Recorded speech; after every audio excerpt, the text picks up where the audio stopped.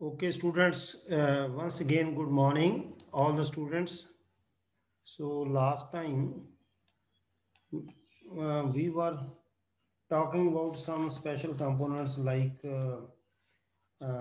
fixed and variable attenuators, then a slotted section, then diode mounts, then coaxial to waveguide adapters and probes. Fine. So, coupling loops as well. Then we have started ferrites, but because of the time limitation, we could not.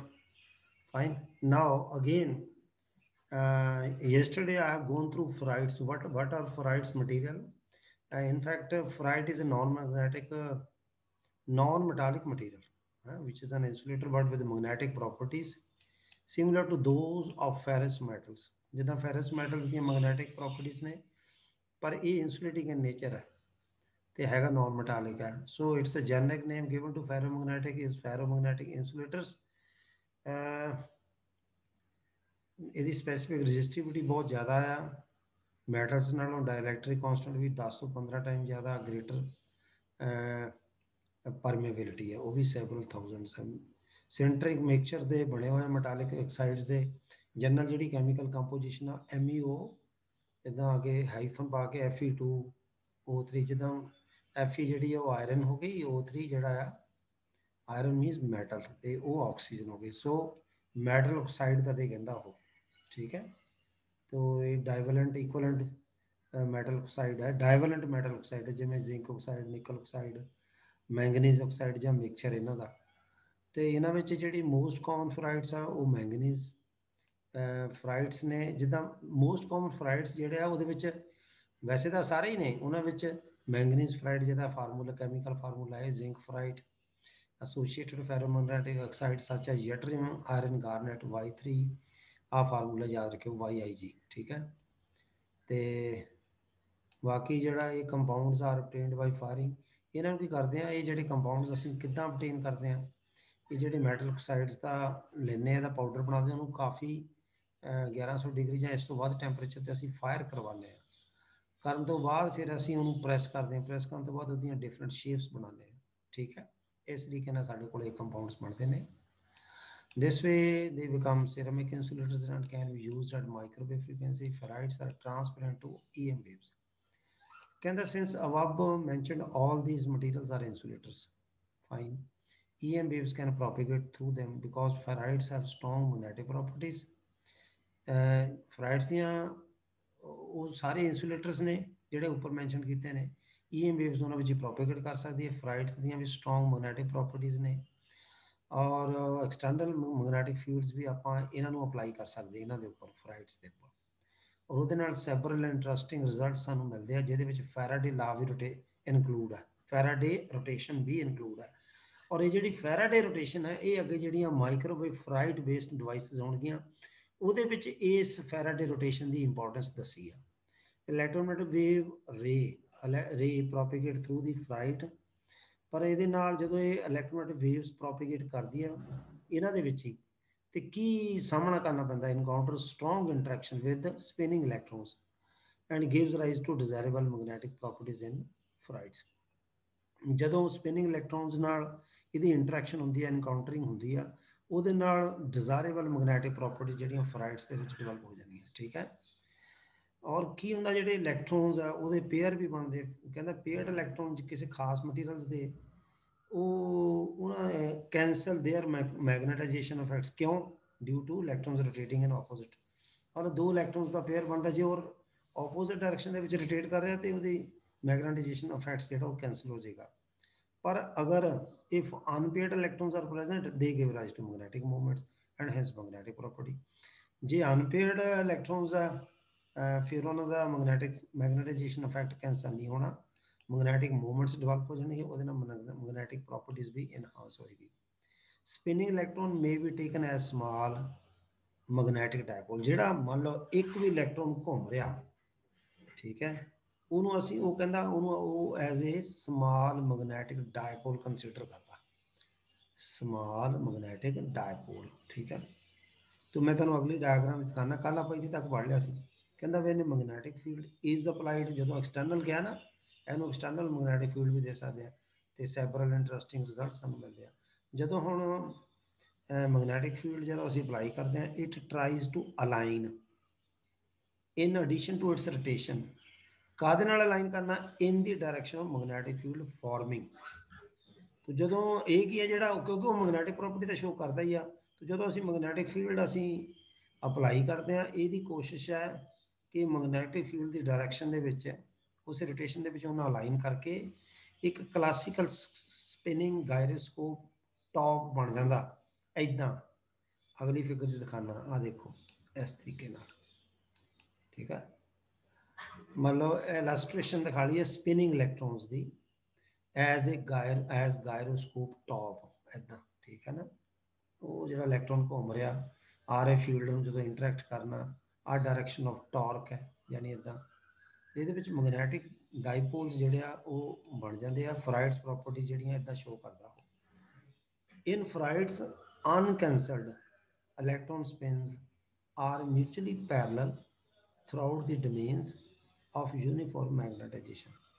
ਜਿਹੜੇ electrons ਫਰਾਈਡਸ ਦੇ ਵਿੱਚ cancel ਨਹੀਂ ਹੁੰਦੇ, ਉਹ ਮਿਊਚੁਅਲੀ parallel ਹੈ throughout ਦੀ domains, ਜਿਹਦੇ ਕਰਕੇ uniform ਮੈਗਨੇਟਾਈਜੇਸ਼ਨ ਸਾਨੂੰ ਮਿਲਦੀ ਹੈ ਬਿਕੋਜ਼ ਆਫ ਅਬਵ ਪ੍ਰੋਪਰਟੀਜ਼। ਆ ਜਿਹੜੀਆਂ ferrites find application in a number of microwave devices to reduced reflected power, ਜਾਂ ਅਸੀਂ ਦੂਜੇ purpose for modulation purposes and in switching circuits.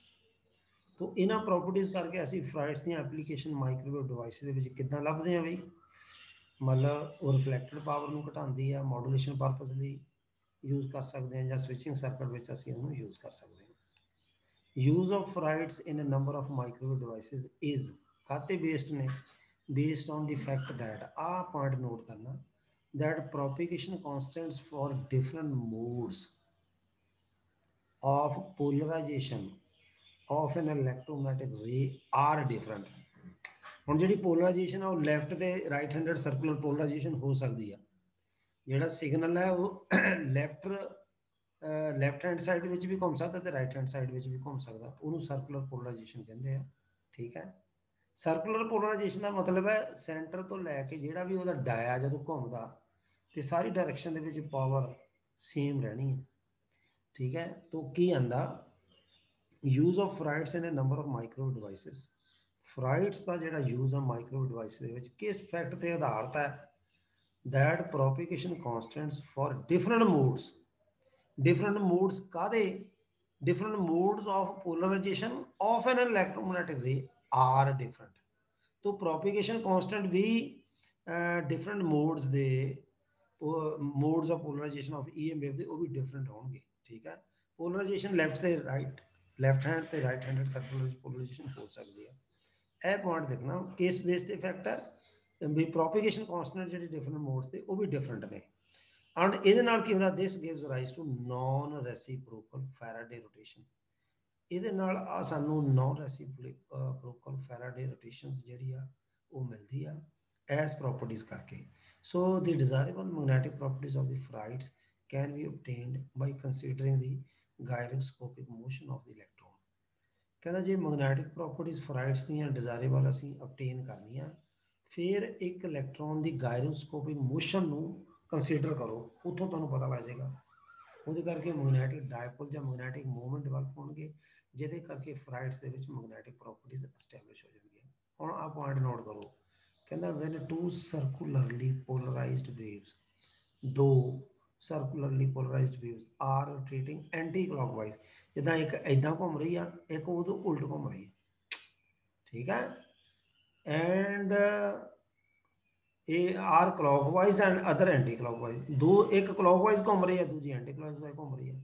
फिर की होना, are made to propagate through ferrite, असीं उन्होंने प्रोपेगेट भी कराने किहदे विचों, फ्राइड्स दे विचों।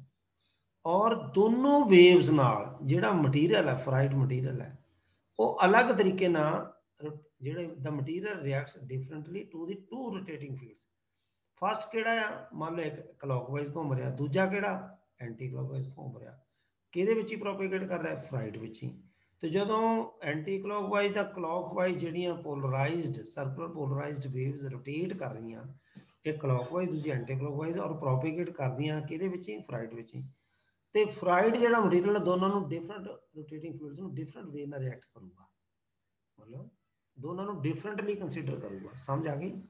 ਹੁਣ ਪੁਆਇੰਟ ਨੋਟ ਕਰੋ, thereby presenting different affective characteristics of both the waves।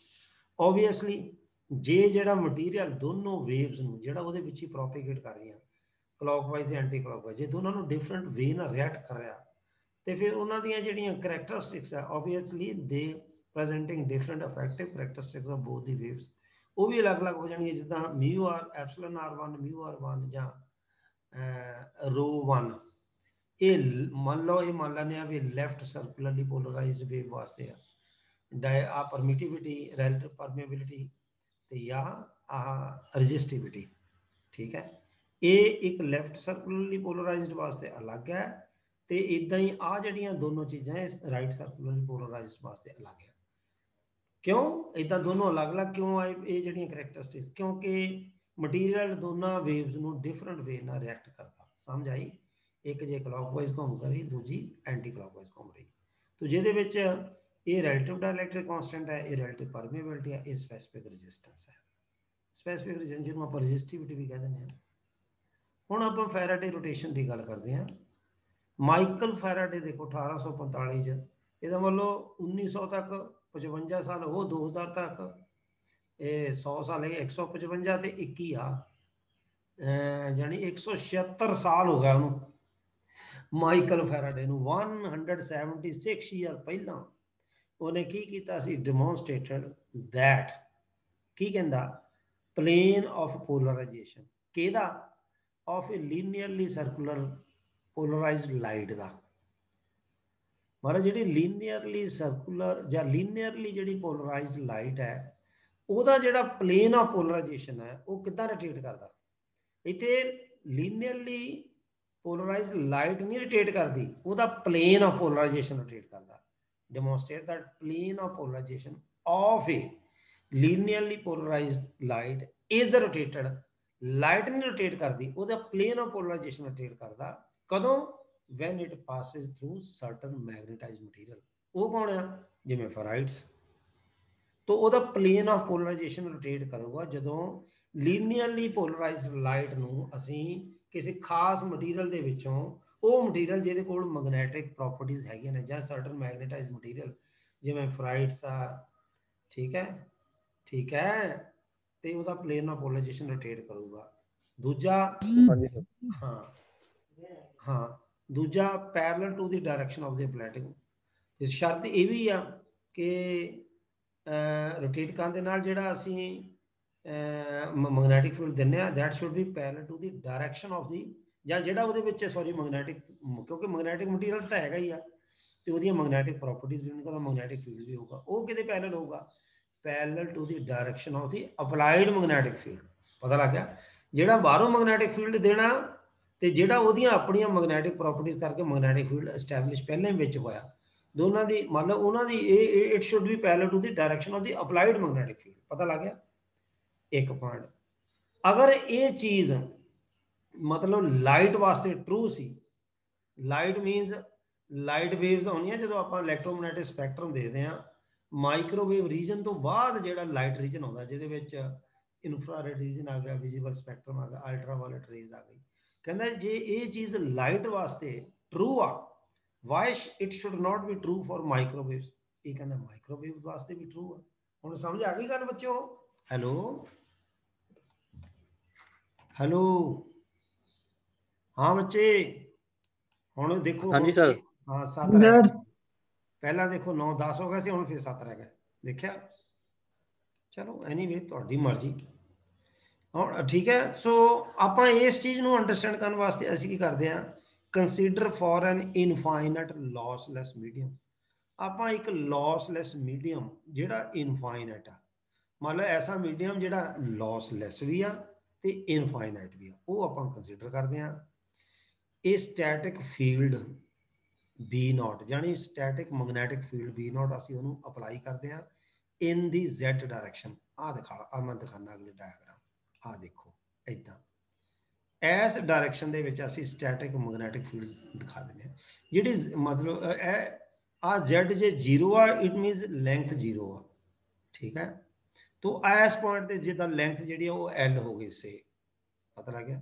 ਸੋ ਜਦੋਂ ਆਪਾਂ ਮੈਗਨੈਟਿਕ ਫੀਲਡ ਅਪਲਾਈ ਕਰਨਾ, ਠੀਕ ਹੈ, ਅਪਲਾਈ ਕਰਨਾ, ਫਿਰ ਆਪਾਂ ਇਹਦੀ ਗੱਲ ਦੇਖਦੇ ਹਾਂ। ਕਹਿੰਦਾ electromagnetic wave suffering Faraday rotation while passing through the Ferrite medium। obviously ਜਿਹੜੀ ਵੀ ਇਲੈਕਟ੍ਰੋਮੈਗਨੈਟਿਕ ਵੇਵਸ ਕਿਹਦੀਆਂ, ਮਾਈਕ੍ਰੋਵੇਵ ਫ੍ਰੀਕੁਐਂਸੀਜ਼ ਦੀਆਂ, ਉਸ ਰੇਂਜ ਦੇ ਵਿੱਚ ਜਦੋਂ ਉਹਨੇ ਕਿਸੇ ਵੀ ਫਰਾਈਟ ਮੀਡੀਅਮ ਵਿੱਚ ਹੀ ਪਾਸ ਕਰਨਾ, ਉਹਨੂੰ ਫੈਰਾਡੇ ਰੋਟੇਸ਼ਨ ਦਾ ਸਾਹਮਣਾ ਕਰਨਾ ਹੀ ਪੈਣਾ। ਸਮਝ ਆ ਗਈ? ਮੰਨ ਲਓ ਚਾਹੇ ਉਹ 45 ਡਿਗਰੀ ਐਂਗਲ ਤੇ ਰੋਟੇਟ ਕਰ ਜਾਏ, ਚਾਹੇ ਉਹ 90 ਤੇ ਕਰ ਜਾਏ, ਚਾਹੇ ਉਹ -90 ਤੇ ਕਰ ਜਾਏ, ਚਾਹੇ -180 ਤੇ ਜਾਂ 180 ਤੇ ਕਰ ਜਾਏ, ਠੀਕ ਨਹੀਂ। ਹੁਣ ਆਪਾਂ ਇਸ ਚੀਜ਼ ਨੂੰ ਇੱਕ ਪਲੇਨ TEM ਵੇਵ ਲਈ ਹੈ, transverse electromagnetic wave, that is linearly polarized along x axis ਜਿੱਥੇ distance 0z0 ਆ, is ਇੱਥੇ ਮੋਡ ਨਹੀਂ ਆਉਣਾ, ਮੇਡ ਆਉਣਾ, is made to propagate through the Ferrite in the z direction। ਆਪਾਂ ਪਲੇਨ TEM ਵੇਵ ਨੂੰ ਜਿਹੜੀ ਲੀਨੀਅਰਲੀ ਪੋਲਰਾਈਜ਼ਡ ਹੈ x ਡਾਇਰੈਕਸ਼ਨ ਦੇ ਵਿੱਚ ਆ, ਉਹਨੂੰ ਆਪਾਂ ਜਿੱਥੇ ਐਟ ਪੁਆਇੰਟ z ਜਿੱਥੇ 0 ਆ, ਇਸ ਡਿਸਟੈਂਸ ਤੋਂ ਅਸੀਂ ਉਹਨੂੰ ਫਰਾਈਟ ਦੇ ਵਿੱਚ ਹੀ ਪ੍ਰੋਪੇਗੇਟ ਕਰਾਉਣ ਲੱਗੇ ਹਾਂ।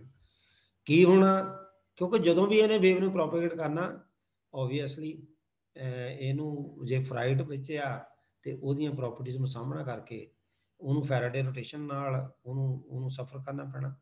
Reason behind this phenomena is that, ਇਸ ਫਿਨੋਮੀਨਾ ਦੇ ਪਿੱਛੇ ਕਾਰਨ ਕੀ ਆ, ਵੀ ਕੋਈ ਵੀ any linearly polarized wave may be regarded as the linearly polarized wave ਨੂੰ ਆਪਾਂ ਰਿਗਾਰਡ ਕਿੱਦਾਂ ਕਰਦੇ, ਜਾਨੀ ਉਹਨੂੰ ਕਿੱਦਾਂ ਆਪਾਂ ਰਿਪਰੈਜ਼ੈਂਟ ਕਰਦੇ ਹਾਂ। ਜਿਹੜੀ ਲੀਨੀਅਰਲੀ ਪੋਲਰਾਈਜ਼ਡ ਵੇਵ ਹੈ ਉਹ ਹੁੰਦੀ ਕੀ ਆ, ਉਹਨੂੰ ਕਿੱਦਾਂ ਆਪਾਂ ਰਿਗਾਰਡ ਕਰਦੇ ਹਾਂ, may be regarded as, ਕੀ ਕਹਿੰਦਾ, vector sum of two counter rotating circularly polarized waves. ਜਿਵੇਂ ਆਹ ਦੇਖ E0/2 ਉੱਪਰ ਐਰੋ ਦਿੱਤਾ ਨਾ, ਉਹ ਵੈਕਟਰ ਹੋ ਗਿਆ, ਜਾਨੀ ਇਸ ਫੀਲਡ ਦੀ ਇੱਕ ਪਾਸੇ ਨੂੰ ਡਾਇਰੈਕਸ਼ਨ ਆਪਾਂ ਕਲੌਕਵਾਈਜ਼ ਦਿੱਤੀ ਹੈ ਤੇ ਦੂਜੇ ਪਾਸੇ ਨੂੰ ਐਂਟੀ ਕਲੌਕਵਾਈਜ਼ ਦਿੱਤੀ। ਗੱਲ ਪੱਲੇ ਪੈ ਗਈ? ਹੈਲੋ, ਜਿੱਦਾਂ ਉਦਾਂ ਹਾਫ ਕਰਕੇ E0 ਬਣ ਜਾਣਾ, ਉਹ ਐਕਸ ਡਾਇਰੈਕਸ਼ਨ ਦੇ ਵਿੱਚ ਪੱਲੇ ਪੈ ਗਈ। ਹਾਂਜੀ ਸਰ। ਹਾਂ ਠੀਕ ਹੈ ਨਾ। ਤੋ ਮੈਂ ਤਾਂ ਤੁਹਾਨੂੰ ਸਮਝਾ ਰਿਹਾ ਕਿਉਂਕਿ ਤੂੰ ਸਹਿਜੇ ਕਿਤੇ ਇਹ ਚੀਜ਼ਾਂ ਸਮਝ ਨਹੀਂ ਆਉਂਦੀਆਂ। ਸੋ these circularly polarized waves have the same magnitude, ਠੀਕ ਹੈ, ਬਟ ਆਪੋਜ਼ਿਟ ਫੇਜ਼। ਕਿਉਂਕਿ ਦੇਖੋ ਇਹਦਾ ਵੀ ਮੈਗਨੀਟਿਊਡ E0/2 ਆ, ਇਹਦਾ ਵੀ ਮੈਗਨੀਟਿਊਡ E0/2 ਆ, ਦੋਨੋਂ ਹੀ ਵੈਕਟਰ ਲੀਨੀਅਰਲੀ ਪੋਲਰਾਈਜ਼ਡ ਨੇ, ਪਰ ਇਹਦੀ ਡਾਇਰੈਕਸ਼ਨ ਉਲਟ ਹੈ, ਜਾਨੀ ਫੇਜ਼ ਉਲਟ ਹੈ, ਆਪੋਜ਼ਿਟ ਫੇਜ਼ਸ। ਪਤਾ ਲੱਗ ਗਿਆ, ਜਿਹਨੂੰ ਅਸੀਂ ਸੈਂਸਸ ਵੀ ਕਹਿੰਦੇ ਨੇ। ਤੋ ਇਹਦੇ ਨਾਲ ਕੀ ਹੋਣਾ, consequently when these waves pass through the, ਜਦੋਂ ਹੁਣ ਅਸੀਂ ਸਿੱਟੇ ਵਜੋਂ, ਨਤੀਜੇ ਵਜੋਂ ਜਦੋਂ ਇਹਨਾਂ ਵੇਵਸ ਨੂੰ ਅਸੀਂ ਫਰਾਈਟ ਮਟੀਰੀਅਲ ਵਿੱਚ ਹੀ ਪਾਸ ਕਰਾਉਂਦੇ ਹਾਂ, ਸੋ ਦਿਸ ਮਟੀਰੀਅਲ ਆਫਰਸ ਡਿਫਰੈਂਟ। ਓਬਵੀਅਸਲੀ ਇੱਕ ਦੀ ਡਾਇਰੈਕਸ਼ਨ ਜੇ ਕਲੌਕਵਾਈਜ਼, ਦੂਜੇ ਦੀ ਐਂਟੀ ਕਲੌਕਵਾਈਜ਼ ਆ, ਤਾਂ ਮਟੀਰੀਅਲ ਦੋਨਾਂ ਨੂੰ ਡਿਫਰੈਂਟ ਵੇ ਨਾਲ ਰਿਐਕਟ ਕਰੂਗਾ, ਦੋਨਾਂ ਦੀਆਂ ਕਰੈਕਟਰਿਸਟਿਕਸ ਵੀ ਅਲੱਗ ਹੋਣਗੀਆਂ। ਗੱਲ ਕਲੀਅਰ ਹੋਈ? ਠੀਕ ਹੈ। ਹੈਲੋ, हाँ बच्चों। हाँ जी सर, हाँ जी sir. So offers different characteristics to these waves with the result that the phase change for one wave is larger than the other wave। तो डेफिनेटली एक फेज मान लो जो डिफरेंट वे ना रिएक्ट करूगा फराइट मटीरियल दोनों waves ਨੂੰ, ਇੱਕ main ਇੱਕ ਅਸੀਂ ਰਿਜ਼ਲਟ ਕੀ ਨਿਕਲਿਆ, ਮੰਨ ਲਓ ਇੱਕ ਜਿਹੜੀ ਵੇਵ ਹੈ ਉਹਦਾ ਫੇਸ ਚੇਂਜ ਉਹ 'ਚ ਜ਼ਿਆਦਾ ਆ ਗਈ ਦੂਜੇ ਨਾਲੋਂ, wave is larger than the other, तो resulting in rotation theta of linearly polarized wave at z is equal to l। ਹੁਣ ਇੱਥੇ ਦੇਖੋ, ਮਤਲਬ ਜਦੋਂ l ਡਿਸਟੈਂਸ ਤੱਕ ਇਹ ਪ੍ਰੋਪੀਗੇਟ ਕੀਤੀਆਂ, ਆਹ ਦੇਖੋ, ਆਹ ਦੇਖੋ ਉੱਥੇ ਦੇ ਦਿੰਦੇ ਆ, ਉੱਥੇ ਆਹ ਦੇਖੋ ਫੇਸ ਵਿੱਚ ਫਰਕ ਆ ਗਿਆ ਕਿ ਨਹੀਂ। ਮਤਲਬ ਇੱਥੇ z0 ਸੀ, ਮੀਨਸ ਇਸ ਡਾਇਰੈਕਸ਼ਨ ਦੇ ਵਿੱਚ ਡਿਸਟੈਂਸ ਦੀ ਗੱਲ ਕਰਦੇ, ਜਦੋਂ ਡਿਸਟੈਂਸ 0 ਆ, ਆਪਾਂ ਇਸ ਮੰਨ ਲਓ ਟਰਾਂਸਮਿਟਿੰਗ ਐਂਡ ਸਟਾਰਟ ਕਰ ਲਓ ਵੀ ਇੱਥੋਂ ਅਸੀਂ ਇਹਨੂੰ ਪ੍ਰੋਪੀਗੇਟ ਕਰਾਇਆ ਹੈ ਨਾ, ਤੇ ਸਰਕੂਲਰ ਉਹਦੇ ਵਿੱਚ ਫਰਾਈਟ ਮਟੀਰੀਅਲ ਵਿੱਚ ਹੀ ਇੱਕ ਦੀ ਡਾਇਰੈਕਸ਼ਨ ਕਲੌਕਵਾਈਜ਼, ਦੂਜੀ ਦੀ ਐਂਟੀ ਕਲੌਕਵਾਈਜ਼, ਦੋਨਾਂ ਨੂੰ ਡਿਫਰੈਂਟ ਵੇ ਨਾਲ ਰਿਐਕਟ ਕਰੂਗਾ। ਸੋ ਡਿਸਟੈਂਸ L ਤੇ ਜਾ ਕੇ, ਕਿਉਂਕਿ ਓਬਵੀਅਸਲੀ ਜੇ ਮੈਗਨੀਟਿਊਡ ਸੇਮ ਆ ਤੇ ਫੇਸ ਤਾਂ ਅਲੱਗ-ਅਲੱਗ ਹੈ, ਸੋ ਫੇਸ ਅਲੱਗ-ਅਲੱਗ ਹੋਣ ਕਰਕੇ ਉਹਨਾਂ ਦਾ ਇੱਕ ਦਾ ਫੇਸ ਮੰਨ ਲਓ ਬਾਹਰ ਵੱਡਾ ਹੋ ਗਿਆ, ਇੱਕ ਦਾ ਛੋਟਾ ਹੋ ਗਿਆ, तो उन्हें वो एंगल दे नाल दिखाया, phase means phase angle. Clear? Hello, बोलो बच्चों, हेलो। हाँ जी सर। हाँ, so resulting in rotation theta of the, क्योंकि रोटेट तो करना ही है, क्योंकि फैराडे मटीरियल ਵਿੱਚ ਹੀ ਜਿਹੜਾ ਫਰਾਈਟ ਮਟੀਰੀਅਲ ਉਹਦੇ ਵਿੱਚ ਹੀ ਅਸੀਂ ਇਹਨਾਂ ਵੇਵਸ ਨੂੰ ਪ੍ਰੋਪੀਗੇਟ ਕਰ ਰਹੇ ਹਾਂ, ਜਿਨ੍ਹਾਂ ਦੀ ਇੱਕ ਦੀ ਡਾਇਰੈਕਸ਼ਨ ਕਲੌਕਵਾਈਜ਼, ਦੂਜੀ ਐਂਟੀ ਕਲੌਕਵਾਈਜ਼। तो ਜਦੋਂ ਫਰਾਈਟ ਮਟੀਰੀਅਲ ਹੈ ਉਹਦੇ ਵਿੱਚ ਮੈਗਨੈਟਿਕ ਪ੍ਰੋਪਰਟੀਜ਼ ਕਰਕੇ ਉਹਦੀ ਫੈਰਾਡੇ ਰੋਟੇਸ਼ਨ ਨੂੰ ਇਹਨੂੰ ਸਾਹਮਣਾ ਕਰਨਾ ਹੀ ਪੈਣਾ। तो ਜਦੋਂ ਰੋਟੇਟ ਹੋਣਾ ਉਹਨੇ ਤੇ ਕਿਸੇ ਐਂਗਲ ਤੇ ਰੋਟੇਟ ਹੋਊ, ਉਹ ਮੰਨ ਲਓ ਐਂਗਲ ਥੀਟਾ ਹੋ ਗਿਆ, ਪਤਾ ਲੱਗ ਗਿਆ, ਐਸ ਡਿਸਟੈਂਸ ਤੇ ਜਾ ਕੇ, ਜਿਹੜੀ ਲੀਨੀਅਰਲੀ ਪੋਲਰਾਈਜ਼ਡ ਵੇਵਸ ਨੇ, ਠੀਕ ਨਹੀਂ। ਇਹਨੂੰ ਕੁਝ ਐਸ ਕਨਸੈਪਟ ਨਾਲ ਦਿੱਤਾ ਮੈਂ ਤੁਹਾਨੂੰ ਨਾ, ਥੋੜਾ ਜਿਹਾ ਥਿਓਰੈਟੀਕਲੀ ਦੱਸਣਾ ਚਾਹੁੰਦਾ ਵੀ ਐਕਚੁਅਲੀ ਹੁੰਦਾ ਕੀ ਹੈ ਇਹ ਸਾਰਾ ਕੁਝ। ਜੇ ਉਹਨੂੰ ਕੱਲਾ ਪੁੱਛ ਲਿਆ ਵੀ what are ferrites, how Faraday rotation occurs, ਫਿਰ ਆ 2-3 ਪੇਜ ਪੜ੍ਹ ਕੇ ਤੁਸੀਂ 5 ਨੰਬਰ ਦਾ ਦੱਸ ਸਕਦੇ ਹੋ। ਮੰਨ ਲਓ ਗਾਂ ਡਿਗਰੀ ਵਿੱਚ ਇਹ ਚੀਜ਼ਾਂ ਜੇ ਤੁਸੀਂ ਥੋੜੀ ਪੋਲੀਟੈਕਨਿਕ ਲੈਵਲ ਤੇ ਇੰਨੀ ਗਹਿਰਾਈ 'ਚ ਪੜ੍ਹੀਆਂ ਹੋਣਗੀਆਂ, ਡਿਗਰੀ ਵਿੱਚ ਥੋੜੀਆਂ ਤੁਹਾਨੂੰ ਈਜ਼ੀ ਲੱਗਣਗੀਆਂ ਜਦੋਂ ਜਿਹੜਾ ਵੀ ਬੱਚਾ ਹਾਇਰ ਸਟੱਡੀ ਕਰਨਾ ਚਾਹੇਗਾ, ਠੀਕ ਨਹੀਂ। ਤੇ ਹੁਣ ਤੁਸੀਂ ਦੇਖੋ ਆ ਇੱਥੇ ਹੁਣ ਇੱਕ ਪੁਆਇੰਟ ਨੋਟ ਕੀਤਾ, ਮੰਨ ਲਓ ਆ ਇਨੀਸ਼ੀਅਲ ਵੈਲਿਊ ਇਦਾਂ ਦਿਖਾਇਆ ਉਹਨੇ, ਐਂਗਲ ਆ ਥੀਟਾ ਦਿਖਾਤਾ, E naught after wave having propagated a distance L। तो आ मैग्नीट्यूड बनया, देखो आ मैग्नीट्यूड है जेड़ा इलैक्ट्रिक फील्ड है, डिस्टेंस L बाद ਉਹਦਾ मैग्नीट्यूड आ हो गया, ठीक है। तो मतलब ਇੱਥੇ ਤੁਸੀਂ ਦੋ ਨੋਟ ਕੀਤਾ ਹੋਣਾ, ਆ ਬੀਟਾ ਦੇ ਪੈਰਾਂ 'ਚ ਨੈਗੇਟਿਵ ਆ, ਨਾਲ L ਆ, ਇਹਨੂੰ ਇਲੈਕਟ੍ਰੀਕਲ ਲੈਂਥ ਕਹਿੰਦਾ, ਫੇਜ਼ ਕਾਂਸਟੈਂਟ ਇਨਟੂ ਲੈਂਥ। ਇਹ ਤੇ ਬੀਟਾ ਦੇ ਪੈਰਾਂ ਦੇ ਵਿੱਚ ਪੋਜ਼ਿਟਿਵ ਆ, ਨਾਲ L ਆ, मतलब ਇਹਦਾ ਇਹ ਵੀ ਇਲੈਕਟ੍ਰੀਕਲ ਲੈਂਥ ਹੋਊਗਾ। तो ए ਨੂੰ ਐਂਗਲ ਵੱਧਦਾ, O ਨੂੰ ਐਂਗਲ ਘਟਦਾ, ਜਿਹੜੀ ਇਦਾਂ ਕਹਿ ਲਈਏ ਤਾਂ ਨੈਗੇਟਿਵ ਸਾਈਨ ਕੀਤਾ। ਪਰ ਇਹ ਪ੍ਰੋਪੇਗੇਸ਼ਨ ਕਾਂਸਟੈਂਟ ਆ, ਕਿਉਂਕਿ ਸਿਗਨਲ ਪ੍ਰੋਪੇਗੇਟ ਕਰ ਰਿਹਾ ਕਿੰਨੀ ਲੈਂਥ ਵਿੱਚ। तो propagation constant into L, that is electrical length of the signal, पता लग गया। चलिए ਇਹਨੂੰ ਮੈਂ ਦਿਖਾਉਂਦਾ, ਉਹ ਕਹਿੰਦਾ ਕੀ ਆ, ਫੈਰਾਡੇ rotation ਰਿਜ਼ਲਟਿੰਗ from different ਪ੍ਰੋਪਗੇਸ਼ਨ constant.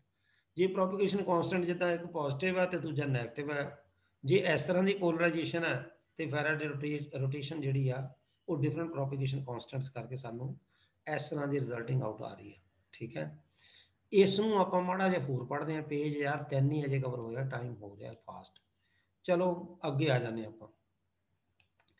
Thus, two polarization travel with different speeds, obviously, and so one leads the other in phase.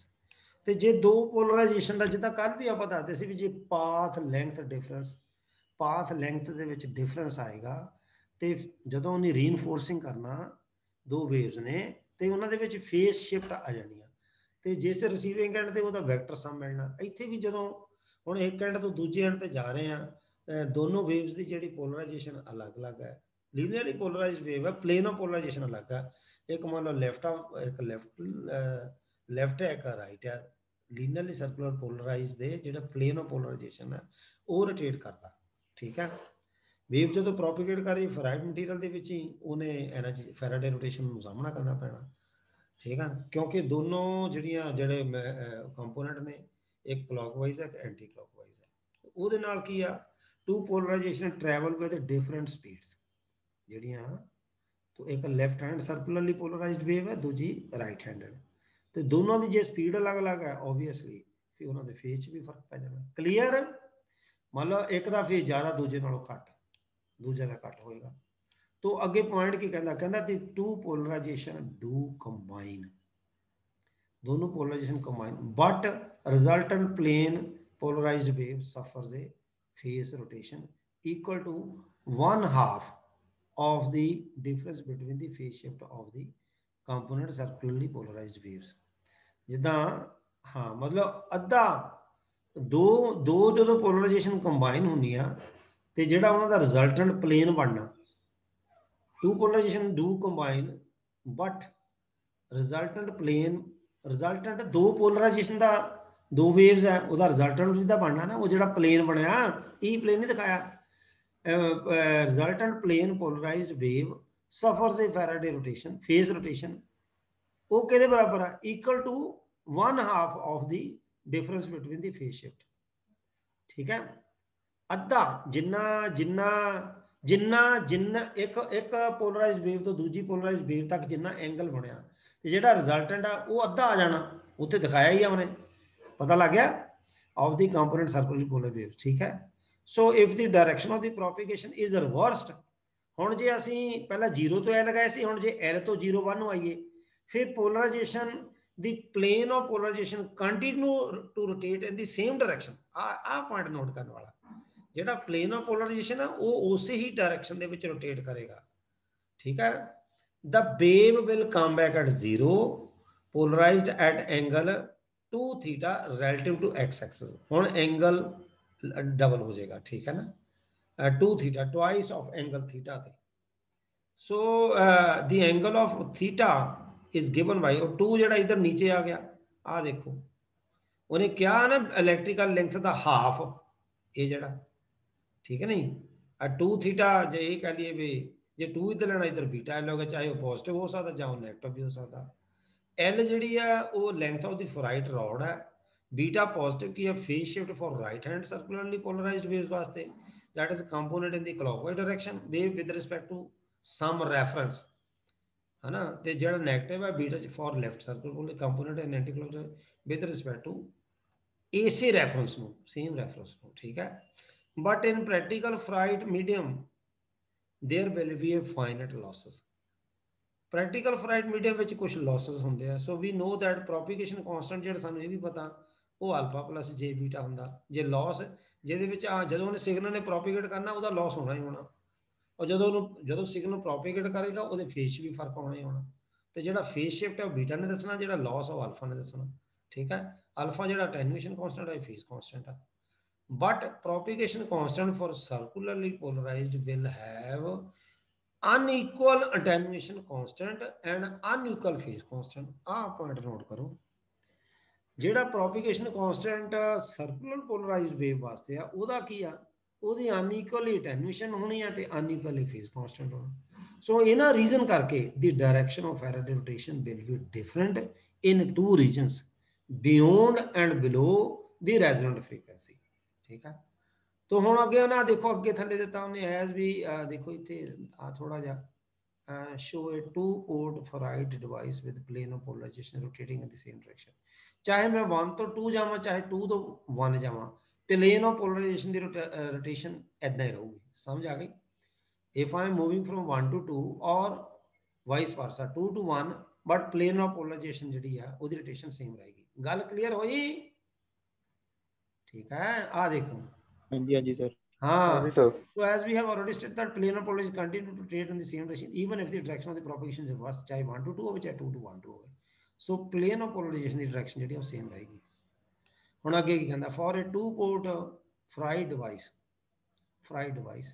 when ਹੁਣ 2 port ਲਈ ਕਹਿੰਦਾ when wave ਉਹੀ ਆ ਦੱਸਤਾ when wave is transmitted from port 1 to 1 direction of polarization is anti-clockwise ਇਦਾਂ ਐ ਨਹੀਂ ਘੁੰਮ ਰਿਹਾ ਸੀ anti-clockwise and even if the same wave is allowed to propagate 2 to 1 फिर भी direction anti-clockwise होगी hence the direction of the rotation of the linear polarized wave is independent of the direction of the propagation of the wave मान लो ਉਹਦੇ ਵਿੱਚ wave ਕਿਦਾਂ propagate ਕਰ ਰਹੀ ਚਾਹੇ 1 to 2 ਕਰ ਰਹੀ ਜਾਂ 2 to 1 ਕਰ ਰਹੀ ਆ ਪਰ direction of rotation of linearly polarized wave यानी polarization ਉਹਦੀ direction ਵਿੱਚ ਕੋਈ ਫਰਕ ਨਹੀਂ ਪੈਂਦਾ ਪਤਾ ਲੱਗ ਗਿਆ ਉਹ ਤੋਂ ਇਹ ਇੰਡੀਪੈਂਡੈਂਟ ਹੈ ਸਿਗਨਲ ਦੇ propagation ਤੋਂ ਜਿਹੜੀ ਪੋਲਰਾਈਜੇਸ਼ਨ ਵੇਵ ਦੀ ਡਾਇਰੈਕਸ਼ਨ ਆ ਉਹਦੀ ਰੋਟੇਸ਼ਨ ਦੀ ਡਾਇਰੈਕਸ਼ਨ ਆ ਉਹਨੂੰ ਕੋਈ ਫਰਕ ਨਹੀਂ ਪੈਂਦਾ ਉਹਨੇ ਜਿਸ ਡਾਇਰੈਕਸ਼ਨ ਪਹਿਲਾਂ ਘੁੰਮ ਰਹੀ ਆ ਚਾਹੇ ਤੂੰ 1 ਤੋਂ 2 ਜਾਂ ਚਾਹੇ 2 ਤੋਂ 1 ਆ ਯਾਨੀ ਵੇਵ ਜਿਹੜੀ ਪ੍ਰੋਪੇਗੇਟ ਕਰੇ ਚਾਹੇ 1 ਤੋਂ 2 ਜਾਵੇ ਜਾਂ 2 ਤੋਂ 1 ਆਵੇ ਪਰ ਪਲੇਨ ਆਫ ਪੋਲਰਾਈਜੇਸ਼ਨ ਜਿਹੜਾ ਰੋਟੇਸ਼ਨ ਦਾ ਉਹ ਸੇਮ ਹੀ ਰਹਿਣਾ ਕਲੀਅਰ ਹਾਂਜੀ ਸਰ ਹਾਂ ਕਲੀਅਰ ਅਜੇ 5 ਪੇਜ ਹੋਏ ਆ ਚਲੋ ਐਨੀਵੇ ਮਾਈਕ੍ਰੋਵੇਵ ਫਰਾਈਟ ਡਿਵਾਈਸਸ ਨੇ ਤਿੰਨ ਤਰ੍ਹਾਂ ਦੀਆਂ ਜਾਇਰੇਟਰ ਆਈਸੋਲੇਟਰ ਤੇ ਸਰਕੂਲੇਟਰ ਨੇ ਹੁਣ ਮੈਂ ਤੁਹਾਨੂੰ ਕੁਇਕਲੀ ਦੱਸ ਦੇਣਾ ਸਾਡੇ ਕੋਲ 8 ਮਿੰਟ ਤੋਂ ਉੱਪਰ ਹੈਗਾ ਜਾਇਰੇਟਰ ਕੀ ਆ it's a 2 port microwave ferrite device which produces 180 degree phase difference ਆ ਦੇਖਣਾ ਜਿੱਦਾਂ ਇਧਰੋਂ ਸਿਗਨਲ ਦਿੱਤਾ ਜੇ 2 port ਨੈਟਵਰਕ ਵਿੱਚ ਦਿੱਤੀ ਹੈ ਯਾਨੀ ਜਿੱਦਾਂ ਟ੍ਰਾਂਜਿਸਟਰ ਜਾਂ ਟਰਾਂਸਫਾਰਮਰ ਆ ਜਦੋਂ ਅਸੀਂ ਇੱਕ ਐਂਡ ਤੇ ਅਸੀਂ ਸਿਗਨਲ ਦਿੰਨੇ ਆ ਦੂਜੇ ਐਂਡ ਤੇ ਸਾਨੂੰ 180 ਡਿਗਰੀ ਦਾ ਫੇਸ ਡਿਫਰੈਂਸ ਮਿਲ ਜਾਂਦਾ ਪਤਾ ਲੱਗ ਗਿਆ ਤੇ ਜੇ ਜਿੱਦਾਂ ਦਾ ਇਹ ਆ ਉਦਾਂ ਦਾ ਇਹ ਮਿਲ ਜਾ ਫਿਰ 0 ਡਿਗਰੀ ਦਾ ਫੇਸ ਸ਼ਿਫਟ ਹੁੰਦਾ ਨਹੀਂ ਸਮਝ ਆਈ ਜਿੱਦਾਂ ਅਸੀਂ ਆ ਦੇਖੋ ਤੇ ਡਿਫਰੈਂਸ ਕਹਿੰਦਾ ਫਾਰਵਰਡ ਡਾਇਰੈਕਸ਼ਨ ਦੇ ਵਿੱਚ 180 ਡਿਗਰੀ ਫਰੋਮ ਪੋਰਟ 1 to 2 ਔਰ ਜਦੋਂ 2 ਤੋਂ 1 ਹੋਣਾ ਐਂਡ ਨੋ ਫੇਸ ਸ਼ਿਫਟ ਜਦੋਂ 0 ਫਿਰ ਰਿਵਰਸ ਡਾਇਰੈਕਸ਼ਨ ਵਿੱਚ ਕੋਈ ਵੀ ਨਹੀਂ ਹੋਣਾ ਰਿਵਰਸ ਡਾਇਰੈਕਸ਼ਨ ਵਿੱਚ ਫੇਸ ਸ਼ਿਫਟ ਕੀ ਹੋ ਜਾਣਾ 0 ਨਹੀਂ ਸਮਝਣੀ ਰਾਈਟ ਟੂ ਲੈਫਟ ਪਹਿਲਾਂ ਲੈਫਟ ਟੂ ਰਾਈਟ ਦੇ ਵਿੱਚ 180 ਡਿਗਰੀ ਤੇ ਰਾਈਟ ਟੂ ਲੈਫਟ ਦੇ ਵਿੱਚ ਰਾਈਟ ਟੂ ਲੈਫਟ ਤੇ ਮੈਂ ਅਜੇ ਖਾਣਾ ਨਹੀਂ ਖਾਦਾ ਬਾਅਦ ਖਾਣਾ ਰਾਈਟ ਤੋਂ ਲੈਫਟ ਦੇ ਵਿੱਚ ਇਹ ਕਿੰਨਾ ਹੋਇਆ 0 डिग्री ਦਾ ਫੇਸ ਸ਼ਿਫਟ। ਕਲੀਅਰ। ਇਹ ਜਾਇਰੇਟਰ ਦੀ ਪ੍ਰੋਪਰਟੀ ਆ, ਇਹ ਵੀ ਮਾਈਕ੍ਰੋਵੇਵ ਫਰਾਈਟ ਡਿਵਾਈਸ ਹੈ। ਉਹਨੇ ਗੱਲ ਕੀ ਕੀਤੀ, ਕਹਿੰਦਾ it consist of a piece of circularly waveguide which carries the dominant mode ਆ ਟੀ। ਸਰਕੂਲਰ ਵੇਵਗਾਈਡ ਦਾ ਡੋਮੀਨੈਂਟ ਮੋਡ ਆ ਹੁੰਦਾ with transition at both ends to a standard rectangular waveguide ਜਿਹਦਾ ਡੋਮੀਨੈਂਟ ਆ ਹੁੰਦਾ। ਪਹਿਲਾਂ ਮੈਂ ਡਾਇਗਰਾਮ ਦਿਖਾਣਾ ਇਹਦੀ। ਇਹ ਆ ਦੇਖੋ, ਆ ਦੇਖੋ, ਆ देखिए डायग्राम। मैं थोड़ा छोटा कर दे रहा हूँ, देख रहे बच्चों? हेलो, हाँ जी सर। आ डायग्राम है, नोट करो, ये जायरेटर की डायग्राम है।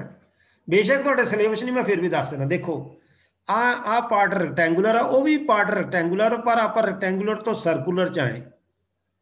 रैक्टेंगुलर तो यही है कि एक सेकंड नीचे केड़ा, ये दूसरा तो नहीं, हाँ जायरेटर ही है, जायरेटर ही है, जायरेटर है। देखो ठीक है। ਤੇ ਆ ਦੇਖੋ ਰੈਕਟੈਂਗੂਲਰ ਤੋਂ ਸਰਕੂਲਰ ਚਾਹੇ तो ਰੈਕਟੈਂਗੂਲਰ ਦਾ ਡੋਮੀਨੇਟਿੰਗ ਮੋਡ ਕਿਹੜਾ 10 ਸੌਰੀ। ਇੱਥੇ 90 ਡਿਗਰੀ ਦੀ ਟਵਿਸਟ ਦੇਤੀ, ਆਏਗਾ ਵੀ ਸਰਕੂਲਰ ਹੈ ਤੇ ਫਿਰ ਟ੍ਰਾਂਜੀਸ਼ਨ ਹੋਈ, ਇਹਦਾ ਡੋਮੀਨੇਟ ਮੋਡ ਕਿਹੜਾ T11। ਆਹ ਦੇਖ ਅੱਗੇ ਵਿੱਚ ਫਰਾਈਡ ਰੋਡ ਆ। ਹੁਣ ਜਦੋਂ ਇਧਰੋਂ ਵੇਵਸ ਪ੍ਰੋਪੀਗੇਟ ਕਰਨਗੀਆਂ, ਫਰਾਈਡ ਰੋਡ ਨੇ ਉਹਨੇ ਫੈਰਾਡੇ ਰੋਟੇਸ਼ਨ ਨੂੰ ਫੇਸ ਕਰਨਾ ਹੀ ਪੈਣਾ, ਤੇ ਇਸ ਦੇ ਵਿੱਚ ਉਹ 90 ਡਿਗਰੀ ਤੇ ਰੋਟੇਟ ਕਰ ਰਹੀ। ਗੱਲ ਹੋ ਗਈ ਕਲੀਅਰ? मान लो जिन्नियां भी माइक्रोवेव डिवाइसेस आ फेराइट रॉड बेस्ड ने। फेराइट रॉड है, फेराइट रॉड एक फेराइट दी मटीरियल बनया होया, ਜਦੋਂ वेव्स ने प्रोपीगेट करना ਇਹਨੇ ਫੈਰਾਡੇ ਰੋਟੇਸ਼ਨ ਨੂੰ ਫੇਸ ਕਰਨਾ ਹੀ ਕਰਨਾ। ਮਤਲਬ ਜਿਹੜੀ ਵੇਵ ਆ ਉਹ 90 ਡਿਗਰੀ ਤੇ ਇੱਥੇ ਰੋਟੇਟ ਕਰਕੇ ਅੱਗੇ ਹੋਣਾ। ਇੰਨਾ ਪਾਰਟ ਸਰਕੂਲਰ ਆ, ਫਿਰ ਆਪਾਂ ਰੈਕਟੈਂਗੂਲਰ ਲੈਣਾ, ਫਿਰ ਸਾਨੂੰ ਸਰਕੂਲਰ ਟੂ ਰੈਕਟੈਂਗੂਲਰ ਟ੍ਰਾਂਜੀਸ਼ਨ ਜਾਣਾ ਪੈਣਾ, ਟੇਪਰਿੰਗ ਕੀਤੀ ਆ। ਫਿਰ ਇੱਥੇ T11 ਆ, ਇਹਨੇ T10 ਕੱਢ ਦੇਣਾ। ਗੱਲ ਹੋਈ। ਪਰ ਜਾਂਦਿਆਂ ਨੂੰ ਫੇਸ ਡਿਫਰੈਂਸ ਕਿੰਨਾ 180। ਆ ਦੇਖੋ ਜਦੋਂ ਇੱਥੇ ਗਏ, ਆ ਦੇਖੋ T10, ਸੋ ਐਟ ਤੇ ਇੱਥੇ 90 ਡਿਗਰੀ ਦਾ, ਮੰਨ ਲਓ ਆ 90 ਡਿਗਰੀ, ਠੀਕ ਹੈ। ਐਸ ਨੇ ਫਰਦਰ 90 ਡਿਗਰੀ ਹੋਰ ਦੇ ਦਿੱਤਾ, तो 90 ਕਿੰਨਾ ਹੋ ਗਿਆ 180। 180 ਹੋ ਗਿਆ ਨਾ। ਗੱਲ ਹੋਈ ਕਲੀਅਰ? ਹਾਂਜੀ ਸਰ। ਹਾਂ, ਕਿਉਂਕਿ ਫਰਾਈਡ ਰੋਡ ਦੀਆਂ ਆਪਣੀਆਂ ਮੈਗਨੈਟਿਕ ਪ੍ਰੋਪਰਟੀ ਨੇ। ਆ ਜਿੱਦਾਂ ਹੁਣ ਆ ਦੇਖੋ ਫਰਾਈਡ ਰੋਡ ਆ, ਸਮਝੋ ਆਇਆ ਮੈਗਨੇਟ ਦੇ ਵਿੱਚ ਇੱਕ ਕਿਸਮ ਦੀ ਰੋਟੇਟ ਹੀ ਕਰ ਰਹੀ ਹੈ, ਠੀਕ ਹੈ ਨੀ? ਹਾਂ ਸਮਝ ਆਈ? ਤੇ ਆ ਆਲੇ ਦੁਆਲੇ ਪਰਮਾਨੈਂਟ ਮੈਗਨੇਟ ਨੇ। ਆ ਫਰਾਈਟ ਹੈ ਜਿਹੜਾ ਪਰਮਾਨੈਂਟ, ਬਾਹਰੋਂ external magnetic field, rectangular circular Faraday rotation. ਚਲੀਏ ਐਨੀਵੇ, ਹੁਣ ਜਦੋਂ ਮੈਂ 2 ਤੋਂ 1 ਆਉਣਾ, ਦੇਖੋ 2 ਤੋਂ 1 ਆਉਣਾ, ਫਿਰ 2 ਤੋਂ 1 ਇੱਧਰ ਰੈਕਟੈਂਗੂਲਰ ਹੈ, ਇਹ ਤੇ ਡੋਮੀਨੇਟਿੰਗ ਮੋਡ ਆ ਹੋ ਗਿਆ। ਫਿਰ ਅੱਗੇ ਸਰਕੂਲਰ ਹੈ, ਡੋਮੀਨੇਟਿੰਗ ਮੋਡ ਆ ਹੋ ਗਿਆ, ਠੀਕ ਹੈ ਨਹੀਂ? तो ਇੱਥੇ ਫਰਦਰ 90 ਡਿਗਰੀ ਦੀ ਰੋਟੇਸ਼ਨ ਦਿੱਤੀ, ਇੱਥੇ ਫਰਦਰ 90 ਡਿਗਰੀ ਦਾ ਟਵਿਸਟ ਦਿੱਤਾ ਜਿਹੜੀ। ਹਾਂ, तो ਇਹ 90 ਡਿਗਰੀ ਜੇ ਇੱਕ ਪੋਜ਼ਿਟਿਵ ਆ ਦੂਜਾ ਨੈਗੇਟਿਵ ਆ, ਉਹ ਕੈਂਸਲੇਸ਼ਨ ਹੋ ਜਾਣੀ, यानी फेस शिफ्ट इतने उल्टे आ असल च। नहीं समझ आई? उन्हें आ देखो साडा ओरिजिनल उदा निकल गया। तो आ जिद्दां दा असीं दित्ता सी 2 तो 1, सानू इत्थे 0 फेस शिफ्ट मिलिया। गल होई क्लीयर? हेलो हाँ है ना, ये सीगा ये हुण तुहानू मैं तां सारा एक कंसैप्ट कराया पोलराइजेशन दा, ठीक है ना? ये सारा कुछ ये वर्किंग दिखा ली आ। ये बेशक तुहाडे सिलेबस च नहीं है, पर फिर भी मैं तुहानू दसता है ना। मतलब आज तो ये सारा कुछ दस्या आ। मैं अगे आना अगले पॉइंट पे, यह वर्किंग दिखाती है, ठीक है? आ दिखाती हुण आइसोलेटर जिहड़ा ते सर्कुलेटर तुहाडे सिलेबस च है। मेरा अज दा पर्पस सीगा भी मैं इहनू सिलेबस नू खत्म करा, फिर मैनू लगदा नहीं होना है क्योंकि 10 मिनट रहेगा 3:30। तो आइसोलेटर की है, आइसोलेटर का रोल की पहला अपन थोड़ा जिहा पढ़ लें, कोई गल नहीं, दोबारा उधर स्टार्ट कर लांगे। ये वेरी इंपॉर्टेंट आ, देखो वेरी वेरी इंपॉर्टेंट रादर की हुंदा isolator. It often happens at microwave frequency that coupling must be strictly a one-way affair। असल च की हुंदा कि असीं ये कहने आ कि कपलिंग जिहड़ी है एक वे अफेयर ही होनी चाहिए है, पर this applies for majority of the microwave generator। पर in most microwave generators की हुंदा output amplitude and frequency tend to fluctuate। जिहड़ा सिग्नल दी आउटपुट है एम्पलीट्यूड जां ओहदी फ्रीक्वेंसी वो फ्लक्चुएट करदी वेरी सिग्निफिकेंटली। क्यों? क्योंकि लोड इंपीडेंस दे विच चेंजेस होने with changes in the load impedance. हुण जदों चेंजेस आईयां फिर उत्थों इहदा मतलब सोर्स तो लोड वन जदों सिग्नल गया, जे तां मैच नहीं कीता फिर उत्थों सिग्नल वापस आऊ, ते जे मैच कर गया तो उत्थे करैक्टली टर्मिनेट हो जाना। आ गल क्लीयर हो गई? ठीक है? हाँ, जानी मैचिंग। तो जिद्दां असीं आ माइक्रोवेव सोर्स है जां कोई जनरेटर है, तो जे लोड मतलब ਰਿਫਲੈਕਸ਼ਨ ਤਾਂ ਦਊਗਾ ਜੇ ਮਿਸਮੈਚਿੰਗ ਹੋਏਗੀ, ਇੰਪੀਡੈਂਸ ਦੇ ਵਿੱਚ ਮਿਸਮੈਚ ਹੋਈ, ਠੀਕ ਹੈ, ਤੇ ਰਿਜ਼ਲਟਿੰਗ ਰਿਫਲੈਕਸ਼ਨ ਹੋ ਜਾਏਗੀ, ਠੀਕ ਨਹੀਂ। ਪਰ ਜਿਹੜਾ ਵਾਪਸੀ ਵਾਲਾ ਸਿਗਨਲ ਹੈ ਮਾਈਕ੍ਰੋਵੇਵ ਬੈਂਚ ਵਿੱਚ ਸੋਰਸ ਦੀ ਫ੍ਰੀਕੁਐਂਸੀ ਨੂੰ, ਉਹਦੀ ਪਾਵਰ ਨੂੰ ਡਿਸਟਰਬ ਕਰੇਗਾ।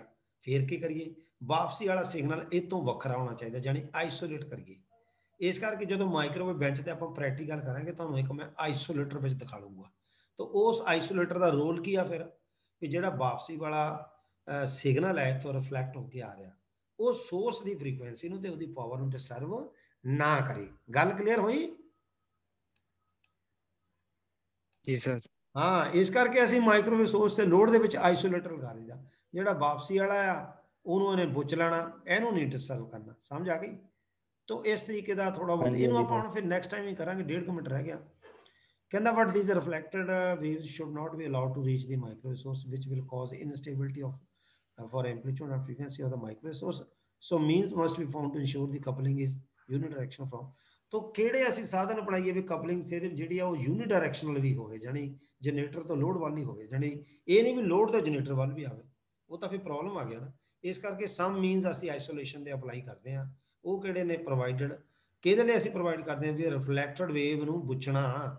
ਬੁੱਚਣਾ ਮੀਨਸ ਉਹਨੂੰ ਕੰਬਣਾ, ਉਹਨੂੰ ਆਪਾਂ ਉਹਨੂੰ ਮਤਲਬ ਦੱਬਣਾ, ਜਾਣੀ ਅਸੀਂ ਸੋਰਸ ਵੱਲ ਨਹੀਂ ਆਉਣ ਦੇਣਾ। So that these reflected waves must be ਅਟੈਨੂਏਟਡ।